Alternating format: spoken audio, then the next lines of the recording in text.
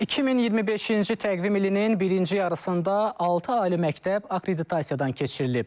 Bunlar Dəniz və Prezident yanında Dövlət İdarəçiliyi Akademiyaları, Bakı Ali Neft Məktəbi, eləcə də Bakı Qızlar, Odlar Yurdu və Mingəçevir Dövlət Universitetləridir. Bu fikirləri Təhsildə Keyfiyyət Təminatı Agentliyinin İdarə Heyətinin sədri Tural Əhmədov deyib. O, digər universitetlərdə də akkreditasiyanın təşkil olunacağını bildirib. İnstitusional akkreditasiya məhz proyeksiya olunan şəkildə 6 müəssisədə ilin birinci yarısında həyata keçirilmişdir.